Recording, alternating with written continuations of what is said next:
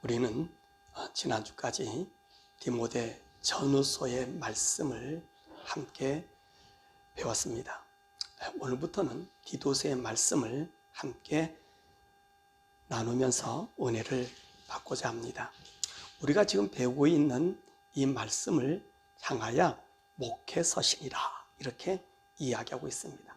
이 목회서신이라는 말은 목회자가 따르고 그리고 목회자가 이 말씀대로 살아가라고 하는 말씀처럼 생각할 수 있습니다. 그런데 이 말씀을 따지고 보면 목회자가 이 말씀대로 따라 살아가는 것이 아니라, 물론 이 말씀대로 목회자가 따라 살아야 되겠지요. 그렇지만 더 나아가서 보면 성도들이 이렇게 살아야 된다라고 하는 말씀을 하고 있는 것입니다. 그래서 우리 성도들로 하여금 이 하나님의 말씀을 따라 살아갈 때 하나님의 의를 나타낼 수 있는 것입니다. 그래서 이 목회서신은요, 신약의 율법서와 같은 거예요. 율법서와 같은 거예요. 구약의 율법서는 모세오경이지요. 그와 마찬가지로 이 신약의 이 성령님의 시대, 이 교회 시대는 이 목회서신이 우리의 모든 성도들의 삶의 지침입니다. 그래서 우리 성도들이라면 이 목회서신에 있는 말씀, 이 요건들을 따라 살아가야 되고, 교회는 그 안에서 직분자들을 세워야 되고, 성도들을 그 안에서 믿음으로 양육시켜야 되는 것입니다. 자, 그러면 오늘의 말씀에서 이 디도서의 말씀입니다. 디도서는 누가 썼을까요? 이 디도서는 바울 사도가 디도에게 보낸 편지입니다. 디도서는 AD 63년, 64년경 바울이 1차 로마 감옥에 갇혔다가 풀려났을 그 직후에 바로 니고볼리에서 쓰여서 디도에게 보낸 편지입니다. 이 디도는 누구일까요? 디도는 유대인이 아닙니다. 이방 사람입니다. 사람들이 얘기하기를 디도는 누가의 친척이다 라고 이야기하고 있습니다. 우린 디도를요, 성경에 찾아보면 이 바나바와 바울과 함께 예루살렘 공회에 참석한 사람, 또 이 디도는요, 이방인의 할례 문제에 접했을 때 할례를 받지 않은 사람입니다. 그리고 이 디도는요, 고린도 교회가 문제가 생겼을 때 바울이 보내서 고린도 교회의 문제를 해결하게 만들었고요. 또 이 디도는 이 고린도 교회에서 예루살렘 성도가 어려움과 고통당할 때에 헌금을 모아서 예루살렘에게 보내는 그런 일을 행한 사람입니다. 그러니까 이 디도는요, 참 교회에 유능한 하나님의 종이라고 볼 수 있습니다. 그래서 오늘 본문의 말씀 보니까 이 디도를 그레데라고 하는 곳에 보내서 교회를 세우도록 한 말씀을 오늘 하고 있는 것입니다. 그러면 오늘 말씀에서 디도가 그레데에 머물러서 해야 할 일이 무엇일까? 라고 하는 말씀이 5절에 있습니다. 그 말씀에 보면 각 성의 장로들을 세우는 일을 해라, 그렇게 말씀하고 있습니다. 자, 그러면 이 그레데 사람은 어떤 사람이었을까요? 12절의 말씀 보면 뭐라고 말씀하고 있냐면, 그레데 사람은 항상 거짓말 쟁이이며 그리고 악한 짐승이며 배만을 위한 게으름뱅이라고 말씀하고 있습니다. 자, 이런 지역에 있는 우리 성도들의 영적 상태는 어떤 상태였을까요? 그 말씀이 10절에서 11절에 있습니다.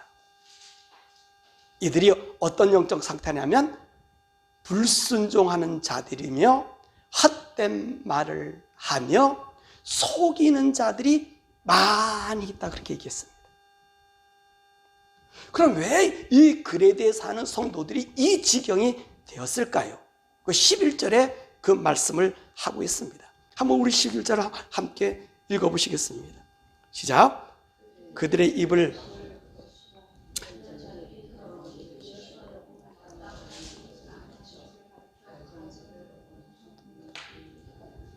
예, 그렇습니다. 더러운 이득을 취하려고 마땅하지 않은 것을 가르쳐 가정들을 온통 무너뜨렸다 그랬습니다. 이게 무슨, 조금 있다가 이들을 타락한 원인을 이야기하지만 오늘 이들에게 이득을 취하라는 거예요. 이득이 뭡니까? 물질을 벌어들이라는 거예요. 그런데 말입니다, 우리 성도가 버는 이 물질은 깨끗한 것을 버려야 됩니다. 깨끗한 것. 남을 속인다든가 떼어먹는다든가 그다음에 불법적으로 수익을 올리는 것을 우리 성도들은 금해야 돼요. 돈을 많이 버는 것이 중요한 것이 아니라 어떻게 깨끗하게 버느냐가 더 중요합니다. 사실 교회 타락은 이 돈의 타락이라고도 볼 수 있습니다. 이 돈맛에 목회자가 변질되고 또 우리 선교지가 잘못되어 가고 있다는 말입니다. 그러므로 교회가 스스로 무너지는 그 원인이 뭐냐면 대부분 이 물질의 문제로 나타납니다. 그러므로 교회는요, 깨끗하고 정직한 물질을 드리도록 성도들에게 가르치고 독려해야 됩니다. 만약 그렇지 못한 돈이라면 교회 헌금하지 않는 것이 그들을 위해서도 유익합니다. 성도들을 유익하고 교회도 유익합니다. 자, 이렇게 성도들이 가정이 파탕되고 더러운 이득을 취하려고 온갖 혈안이 됐는데 이 타락을 돕는 자들이 누구였을까요? 10절과 14절에 그 단서가 있습니다. 10절 말씀 가운데 보면 할례파 가운데라고 얘기했고요, 14절의 말씀에 보면 유태인의 허탄한 이야기라고 했습니다.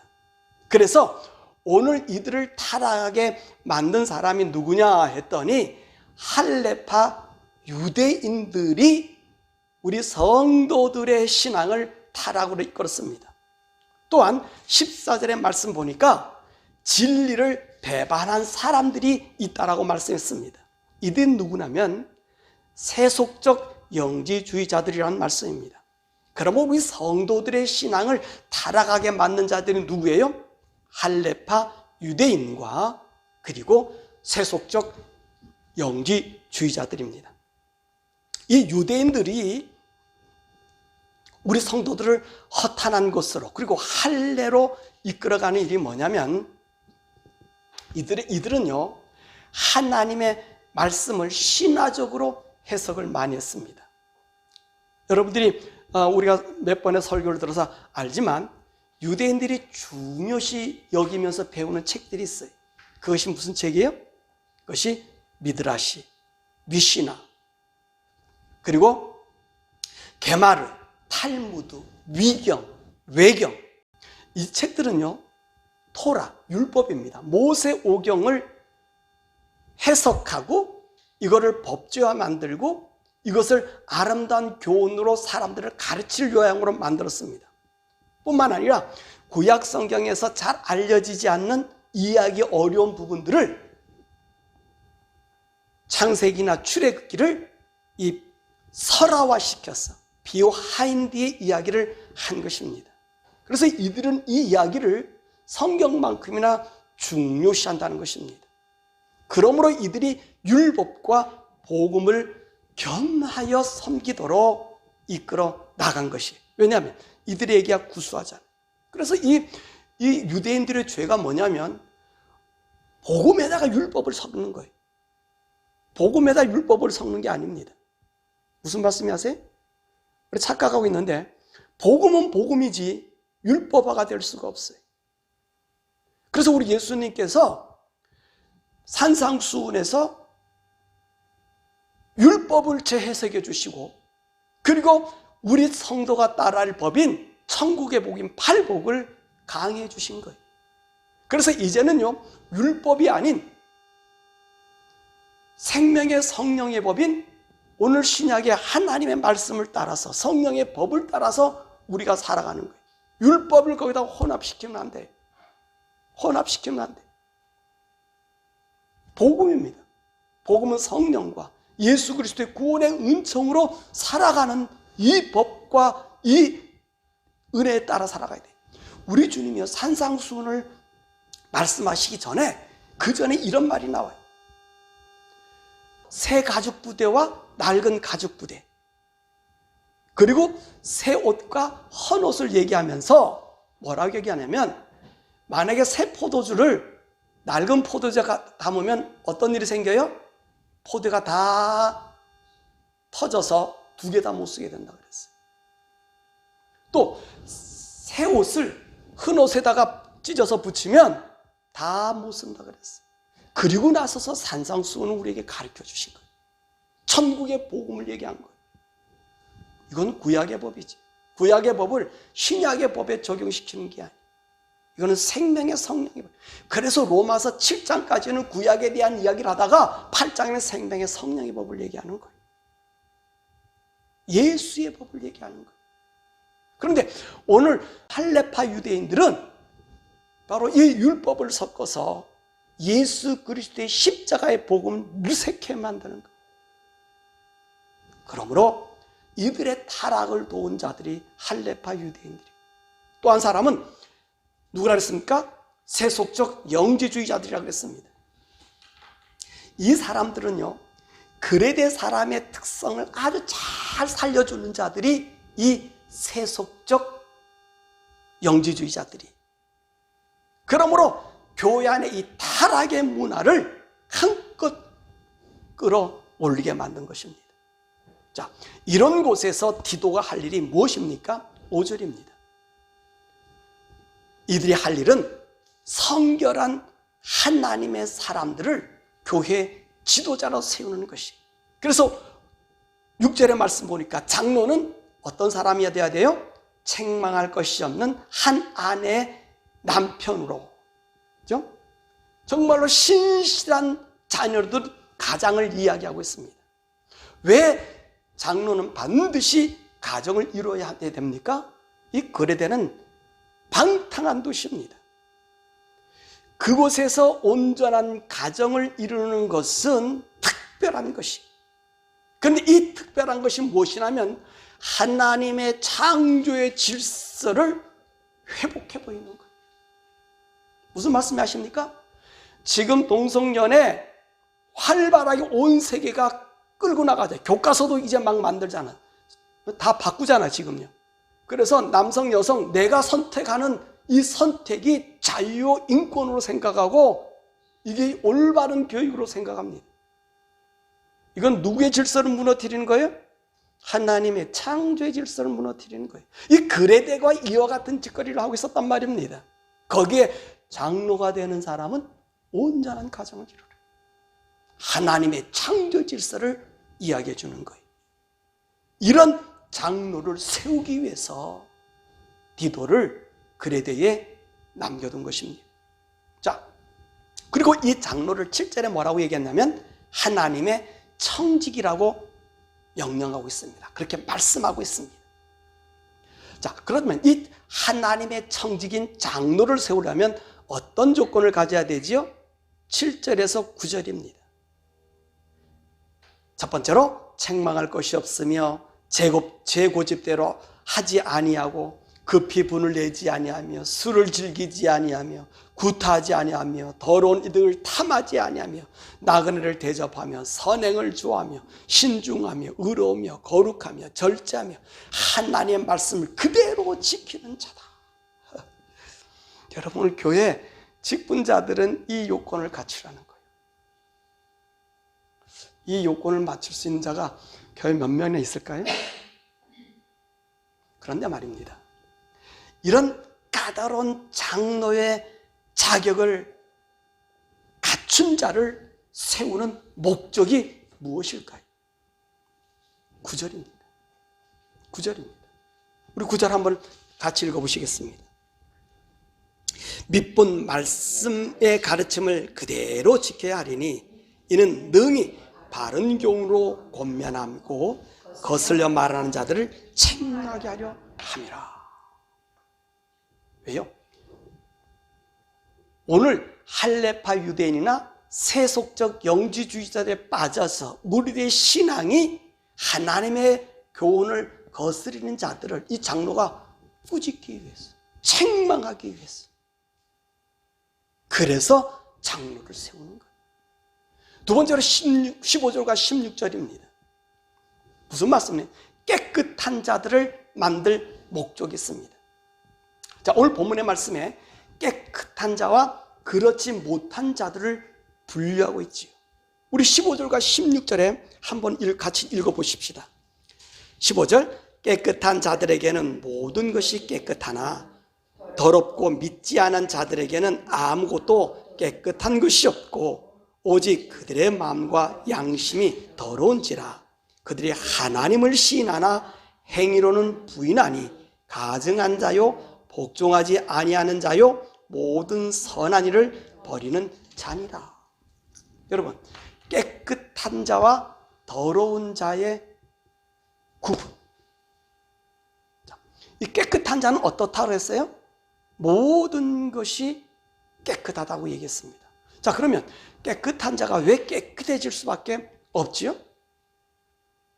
이들은요, 예수 그리스도의 구속의 은혜를 체험했기 때문에 그렇습니다. 나의 죄를 위하여 예수님께서 십자가의 죽으심을 압니다. 그러므로 이들의 마음과 양심이 예수님의 피로 씻김을 받은 자들입니다. 그래서 이들은 이 예수님의 십자가의 은혜를 알기 때문에 항상 경건함을 유지하려고 힘쓰는 거예요. 오늘 우리 장로의 덕목을 살펴보십시오. 그 13가지가 나왔는데 그 13가지의 말씀 보면 버림과 헌신입니다. 무엇 때문에 이들이 버리고 헌신합니까?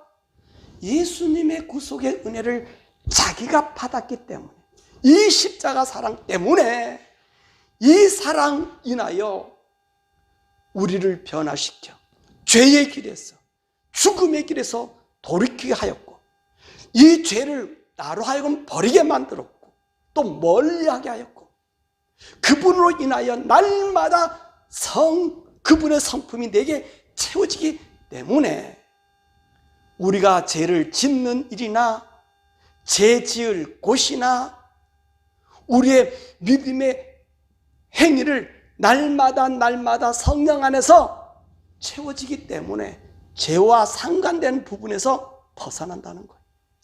그래서 우리가 깨끗한 자들이 된다는 것입니다. 하나님의 일꾼을 세우고 우리가 예배하고 주님 믿는 것은 깨끗해지려고 하는 거예요. 우리 마음과 양심이 깨끗해지려고 하는 거예요.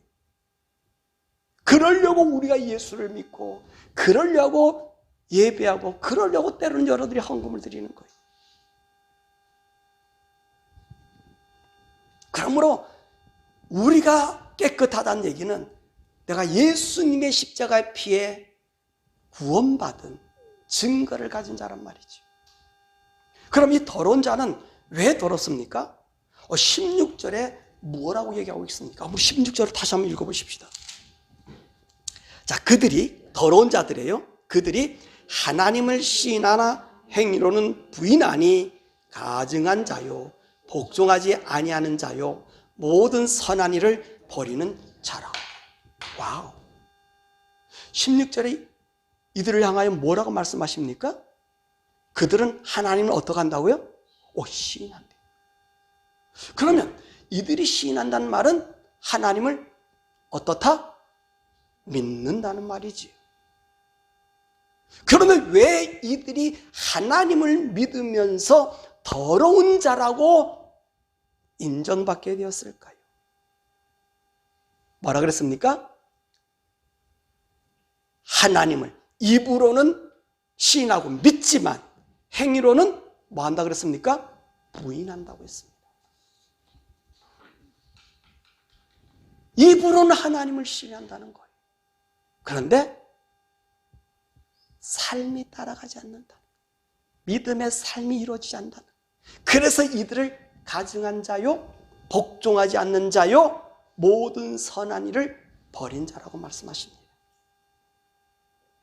여러분, 오늘 우리는 이 말씀을요, 충격적으로 받아들여야 됩니다. 하나님을 믿지만 행동하지 아니하면 더러운 자가 되고, 믿음이 온전해지는 것은 믿는 것을 행동하는 것이다. 그래서 믿는 것을 행동하지 못하면 가증한 자가 되고, 복종하지 않는 자가 되고, 선한 일이 한다고 하는 모든 것이 선한 일이 아니라고 하는 사실입니다. 여러분 이 말씀 기억하세요? 로마서 14장 23절. 믿음으로 하지 아니하는 모든 것이 뭐라고요? 죄라. 죄. 그렇다면 왜 이들이 하나님을 믿는다고 하면서, 시인한다고 하면서 믿음으로 그 삶을 옮기지 못하였을까요? 그 이유가 뭐지요? 왜 그렇습니까? 왜 그럴까요? 예수님의 구속의 사랑을 느끼지 못했기 때문에 그렇습니다. 다시 말하면 예수님의 사랑을 경험해 보지 못했다는 말이에요. 다른 말로 하면 거듭난 자가 되지 않았다는 뜻입니다. 우리가 성경도 배우고 말씀도 듣고 기도도 열심히 합니다. 그래서 하나님을 잘 알 수 있습니다. 그러나 오늘 말씀에 보면 그렇다고 그가 하나님의 사람은 아니라라고 말씀하고 있습니다. 왜요? 예수님을 경험하지 못하기 때문에 지식으로 예수도 알고, 지식으로 예수님이 하신 일도 알고, 하나님이 누구라는 것도 알고, 성령도 알지만 그분이 내게 체득되지 않았어요. 그분이 내게 입혀지지 않았어요. 그분을 경험하지 못했기 때문에 하나님을 아는 것이 어떤 것이냐면 세상의 지식의 한 부분이라는 것입니다. 무슨 말씀하세요? 하나님을 알고 예배하고 경배하고 기도하는 모든 것이 세상의 한 부분으로 안다는 것이, 하나님을 경험하지 못하면 부분입니다. 여러분이 잘 아는 슈바 있죠? 얼마나 사랑이 철철 넘쳐. 근데 그는 예수도 알고 성령도 알고 하나님도 아는 신학 박사예요.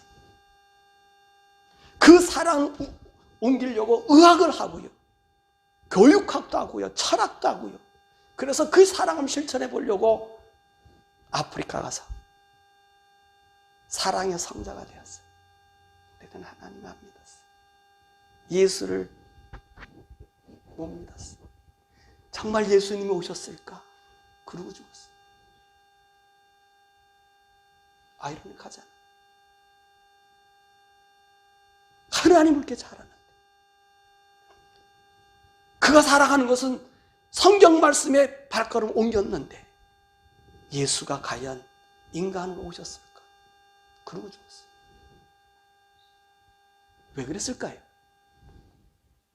그분과 내가 만난 경험이 내 속에 들어오지 못했기 때문에 그렇습니다. 저는요, 이 코로나 시대에 참 이것을 뼈저리게 느낍니다. 이것을 통해서 정말 많은 사람들이 하나님을 경험했는지 안 했는지를 알 수 있었던 것 같습니다. 코로나가 두려운 것이 아니라, 우리 성도에게는 코로나가 두려운 것이 아니라 하나님을 믿지 못하는 그것, 내가 하나님을 섬기지 못하는 그것, 내가 예배하지 못하는 그것, 내가 입을 벌려 찬양하지 못하는 그것, 이것들이 바로 내가 하나님을 경험하였는가, 또 내가 그 하나님의 사랑 속에 있는가, 내가 정말 하나님의 나라, 저 천국을 믿는가를 분별할 수 있는 기회가 되었던 것 같아요.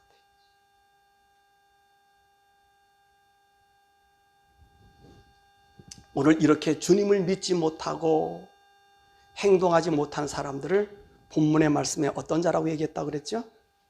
이게 더러운 자라 그랬어요. 이들을 뭐라 그랬냐면 구원을 받지 못한 자라고 말한 것입니다. 또한 13절의 말씀이니까 장로를 세우는 이유는 믿음을 온전케 하기 위해서입니다. 그렇습니다. 교회 직분을 세우는 것은 교회 일이 먼저가 아니라 우리의 믿음이 온전해지는 거예요. 이 유대인의 사고방식의 온전함이라고 하는 것이 무엇이냐면 하나님께 예배할 수 있는 것이 온전함이라는 거예요. 우리가 직분자가 된다는 말은 하나님을 찬양하고 경배하기 위함이 우선이지 교회 봉사하는 일이 우선이 아니란 말이에요. 그거는 나중에 일이. 근데 오늘날 교회 직분은 어디에 우선을 두고 있습니까? 그래서 교회가 타락하고 우리가 하나님 앞에 온전히 설 수 있는 이 예배할 수 있는 자격이 박탈된 거짓된 예배자로 만드는 것이 우리 말씀했습니다. 바울은 왜 디도를 그레데에 머물라 했을까요? 12절의 말씀처럼 그 도성이 가망성이 없는 것, 죄로 범벅이 된 그곳에 거룩한 장로를 세움이라고 지금 볼 수 있습니다. 그런데 말입니다. 1절과 3절에는 그것보다 더 중요한 이야기를 하고 있습니다. 우리 1절과 3절의 말씀을 한번 같이 읽어보시겠습니다. 하나님의 종이요 예수 그리스도의 사도인 나 바울이 사도된 것은 하나님이 택하신 자들의 믿음과 경건함에 속한 진리의 지식과 영생의 소망을 위함이라.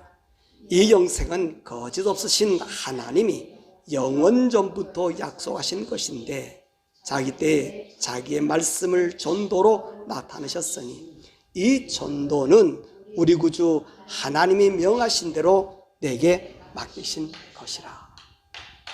1절과 3절이 말씀해 주신 건 뭐죠? 하나님이 택하신 자들의 믿음과 그리고 경건함에 속한 진리의 지식과 영생의 소망을 위함이다 라고 얘기합니다. 그러면 우리의 믿음의 지식과 소망이 무엇 때문에 사람들에게 필요하죠? 그것이 바로 영생입니다. 이 영생을 위해 하나님은 예수님을 보내주셔서 천국을 보여주시고 우리의 죄를 십자가에 죽게 하심으로 우리 죄를 용서하신 하나님의 사랑을 보여주어서 인생들을 하나님께로 인도하기 위한 것입니다. 우리가 왜 이 세상에서 믿음을 따라 살고 있습니까? 그것은 영생입니다. 천국의 삶을 위함입니다. 천국을 바라보지 못한 우리의 신앙생활은 어쩌면 그레데 사람들과 같이 입으로 믿고 하나님을 아는 지식을 가지고 있다 해도 어쩌면 더러운 자들로 이 세상에서 살 수밖에 없을 것입니다. 그러나 천국을 사모하는 자들은 이 땅의 욕망이 아닌 영원한 하나님의 나라의 영광을 바라보기 때문에 늘 성령님과 동행하며 우리가 깨끗한 자가 되고 거룩한 자가 되고 하나님 말씀이 나의 삶을 세상과 타협 없이 온전히 하나님과 예배하는 자로 나아간다는 것입니다. 그러므로 우리는 믿음을 따라 사는 영의 사람으로서 이 죄악의 세상에서 우리의 마음과 양심이 늘 깨끗하여 우리의 구원을 온전히 이루시기를 주님의 이름으로 축원합니다.